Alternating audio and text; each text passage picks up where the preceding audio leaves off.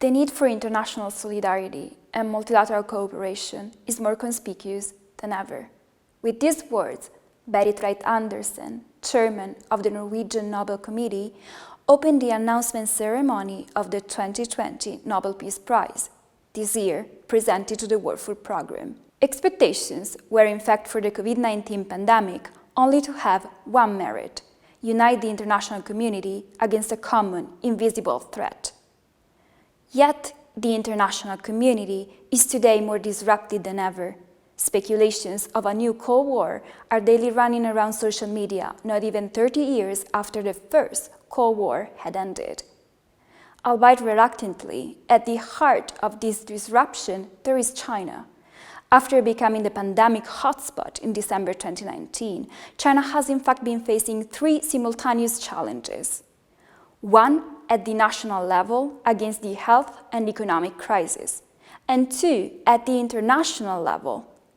The first, against a loss of reputation around the world, and the second challenge against a fierce competition with the United States, now aggravated by the presidential election campaign. China's preeminence around the world has been historically built upon the careful projection of the country's image as a responsible stakeholder.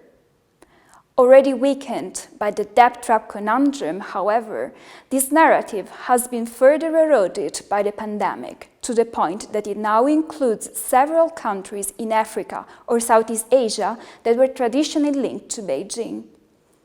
China's image in Europe, though, is probably the one that was damaged the most. Latest polls, for instance, return an all-time negative view of China around Europe, with the sole exception of Italy, the only country among the ones polled in Western Europe where the positive opinion of China has mildly soared.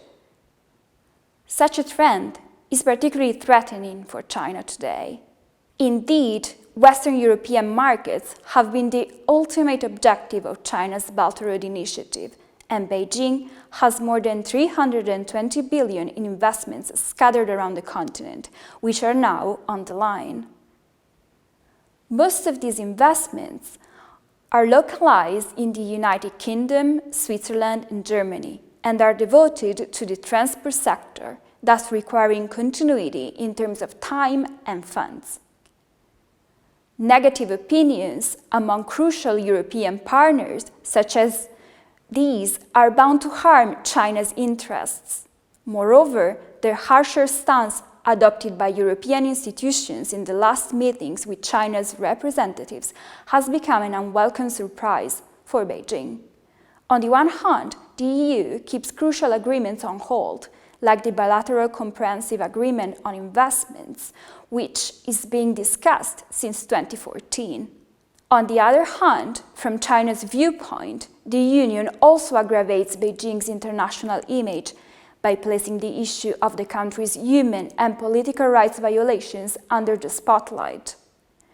From awarding the 2019 Sakharov Prize to Uyghur activist Ilham Tohti to suggesting a working visit to Tibet on the outskirts of this year's Beijing Human Rights Dialogue, EU institutions have been particularly vocal.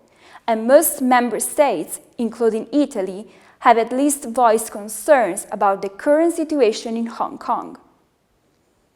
Although China is not new to saving face internationally, soft power tools, like the donation of health equipment at the height of the pandemic or the establishment of a health Silk Road, have so far been received with suspicion by many recipients, with little use for restoring the country's international image. Seen from Beijing, European partners are influenced by US President Donald Trump's narrative, who portrays China as the villain in the international system. Even though the self-imposed anniversary deadlines of the 2021 and 2049 national objectives loom over China, it appears as if it will still be a long way back to the top for the Asian power, at least for the time being.